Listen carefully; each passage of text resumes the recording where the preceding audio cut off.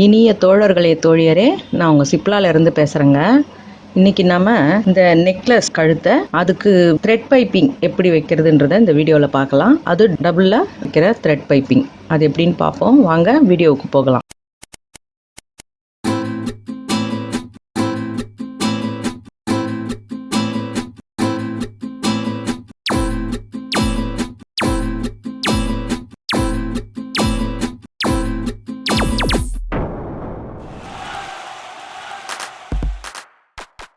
நாம் லைனிங்கோட அப்படியே இதை ஃபஸ்ட்டு நெக் பீஸை வச்சு தைச்சிக்கணும். சரிங்களா? இது டெமோ பீஸ் தாங்க. கரெக்டாக இதை ஃபிட் பண்ணிக்கோங்க. முதல்ல உங்களுக்கு நழுவுற மாதிரி தெரிஞ்சுதுன்னா எல்லா இடத்துலையும் நீங்கள் அதுக்கு பின் போட்டுட்டு அதுக்கப்புறமா நீங்கள் அது மேலேயே வச்சு தைங்க. நீங்கள் உள்ளே அந்த லைனிங் கிளாத்தை வெட்டக்கூடாது. இதே மாதிரி ஷேப்பு வெட்டக்கூடாது. ஏன்னா வெட்டின பிறகு உங்களுக்கு அதுலேயே வச்சு தைக்க ரொம்ப சிரமமாக இருக்கும். அதனால் நீங்கள் முதல்ல இந்த மாதிரி வச்சு அதை ஃபிக்ஸ் பண்ணிவிட்டு எல்லா இடத்துலையும் நீங்கள் வேணும்னா குண்டூசி போட்டுட்டு அதுக்கப்புறம் ஃபுல்லாக அப்படியே அந்த சர்க்கிள் ஃபுல்லாக அப்படியே தைச்சி விட்ருங்க.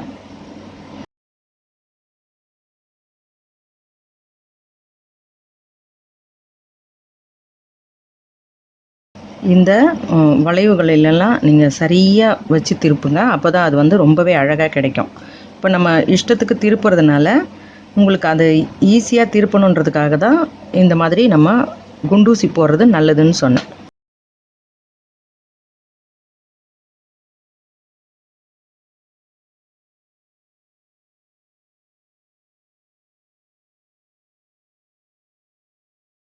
இப்போ நம்ம குண்டூசி எல்லாம் எடுத்துட்டு அப்படியே இந்த இடத்த ஃபுல்லாக கட் பண்ணிடணும். கட் பண்ணிவிட்டு அப்படியே திருப்பணுங்க.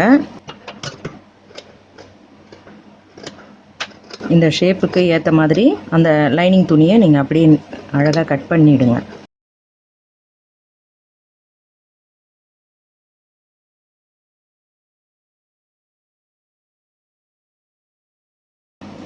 இப்போ எல்லா அந்த வளைவுகளிலையும் அப்படியே ஒரு சிசர் கட் போடுங்க. அது தையலில் படக்கூடாது.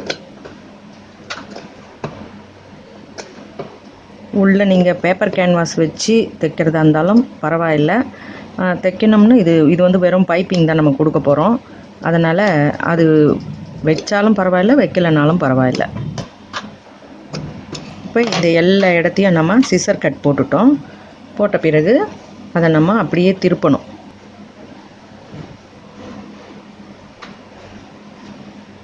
திருப்பி ஒரு படி தையல் போட்டுக்கோங்க. சரியாக அந்த வளைவுகள் கரெக்டாக வச்சுட்டு படி தையல் போடுங்க. மேட்சிங் நூல் போட்டுக்கிட்டிங்கன்னா இந்த இது தெரியாமல் இருக்கும். வெளியே நம்ம போடுற படி தையல் சரியான மேட்சிங்காக போடுங்க.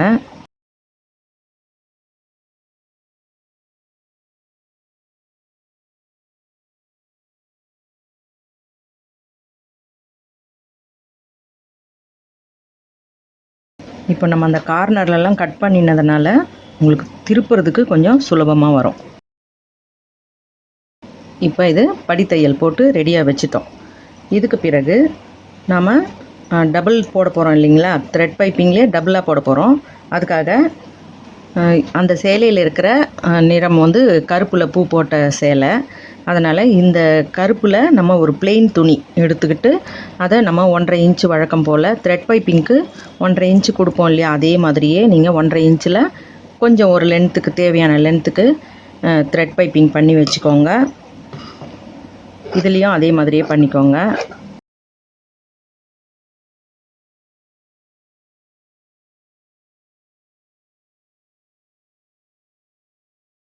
ஒன்றரை இன்ச்சுக்கு கொஞ்சம் கூடுதலாக இருந்தாலும் பரவாயில்ல. கம்மியாக செஞ்சிங்கன்னா ரொம்ப சிரமமாயிடும். ஏன்னா இது டபுள் பண்ண போகிறதால உங்களுக்கு அது சிரமப்படாமல் இருக்கணும்னா கொஞ்சம் 1.5 இன்ச்சுக்கு வச்சுக்கோங்க.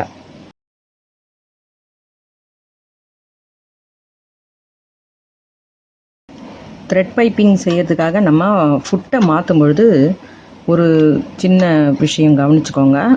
இது ஒரு தோழி கேட்டிருந்தாங்க, அதனால் இதை செய்யும் பொழுது அதையும் சேர்த்து சொல்லிடுறேன். இப்போ நம்ம இந்த ஃபுட்டை கழட்டிட்டு இந்த ஃபுட்டை வச்சு நம்ம ஃபிட் பண்ணும்பொழுது நீங்கள் ஆட்டோமேட்டிக்காக இந்த லீவர் பின்னாடி இருக்கிற இந்த லீவரை இறக்கி வச்சுட்டு, அதாவது நீங்கள் இதில் ஃபஸ்ட்டு அப்படி மாட்டி இறக்கி வச்சுடுங்க. அவங்களுக்கு அதை ஃபிட் பண்ண பிறகு தூக்கவும் முடியல இறக்கவும் முடியல அப்படின்னு சொன்னாங்க. அதாவது அவங்க இப்படி வச்சுட்டு அதை இப்படி இறக்கி வச்சு பண்ணியிருப்பாங்கன்னு நினைக்கிறேன். ஓரளவுக்கு அது அப்படியே இந்த டைட்டில் அப்படியே ஃபிட்டாக இருக்கும். இப்படி வச்சு ஃபிட் பண்ணிவிட்டு இதை தூக்கும் பொழுது இப்படி பண்ணும்பொழுது அவங்களுக்கு எது ஒன்றுமே இதன் கீழே அசைவு இல்லாமல் இருந்திருக்கும். அதனால் நீங்கள் போடும் பொழுதே கட்டாயமாக இந்த லீவரை இறக்கிடுங்க. இறக்கி வச்சுட்டு இதை நீங்கள் ஃபிட் பண்ணும் பொழுது கட்டாயமாக ஊசி உள்ளே இருக்கிற மாதிரி பார்த்துக்கோங்க. மெல்லமாக ஊசியை உள்நோக்கி வச்சுட்டு அதுக்கு பிறகு நீங்கள் ஃபிட் பண்ணுங்கள். சில நேரங்களில் நம்ம தவறுதலாக அதை நகர்த்தி பண்ணிட்டோம்னா இந்த ஃபுட்டை வந்து இந்த பக்கமோ அல்லது இப்படி வெளிப்பக்கம் பண்ணினா ஒன்றும் ஆகாது. ரொம்பவே உள்பக்கம் தள்ளிட்டிங்கன்னா, இப்படி தெரியாமல் தள்ளிட்டிங்கன்னா அந்த ஊசி வந்து நம்ம அடுத்து தைக்கும் பொழுது உடஞ்சிரும். இப்போ ஒரு முறை மெல்லமாக அதை ஊசி சரியாக போகுதா அப்படின்னு ஒரு முறை செக் பண்ணிவிட்டு அதுக்கு பிறகு தைக்க ஆரம்பிங்க.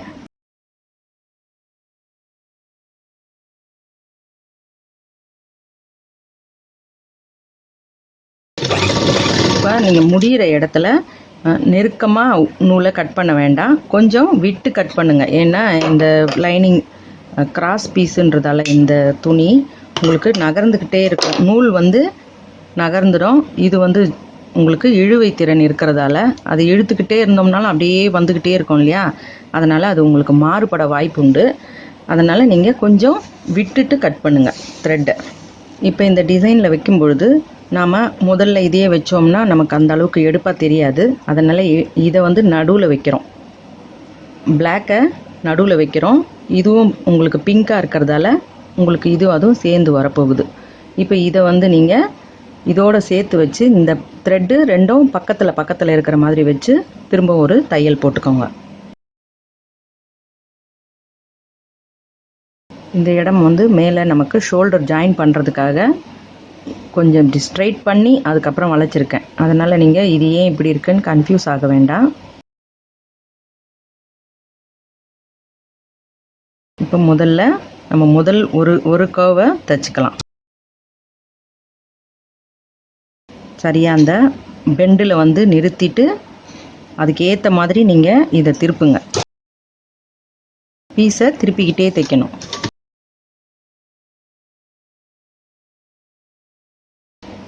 சிங்கிள் ஃபுட் இருந்ததுன்னா கொஞ்சம் உங்களுக்கு சௌகரியமாக இருக்கும். டபுள் ஃபுட் போட்டிங்கன்னா கொஞ்சம் சிரமமாக இருக்கும். இப்போ இந்த கார்னர் வரைக்கும் தான் நம்ம வரப்போகிறோம். அதுக்காக இதை கொஞ்சம் கட் பண்ணிடலாம். கார்னர் வரைக்கும் வந்தால் போதும்.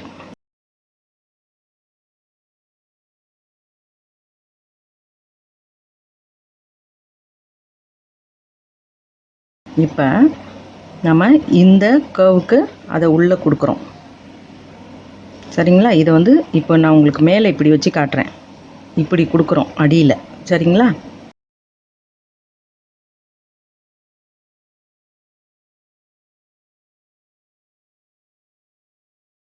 கொஞ்சம் நிதானமாக தைச்சா வந்துடுங்க.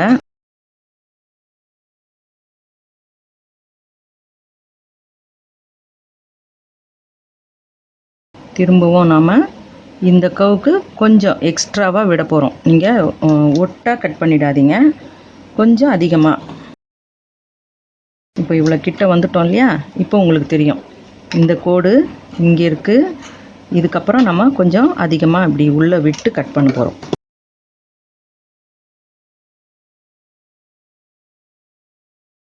இப்போ அப்படியே கையோட இதையும் அதுக்கு அடியில் கொடுங்க. அந்த பைப்பிங்கை தூக்கிட்டு அதுக்கு அடி பாகத்தில் இதை வச்சுருங்க.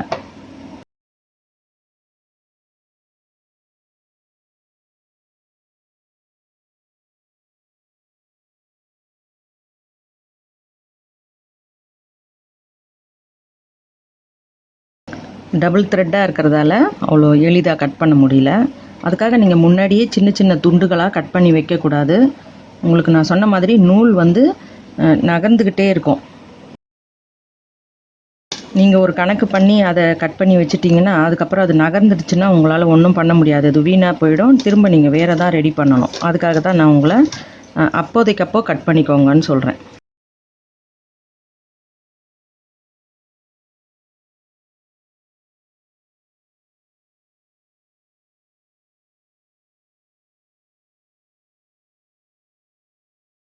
இப்போ நம்ம கட் பண்ணின பிறகு பாருங்கள் த்ரெட்டு எப்படி வெளியே வருது.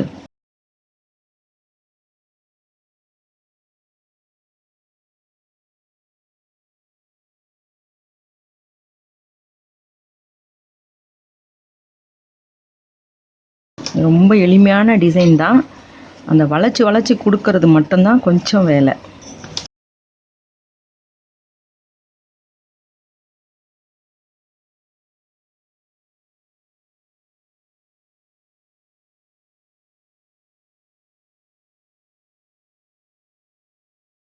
இப்போ இதை தைச்சி முடிச்சிட்டோம்.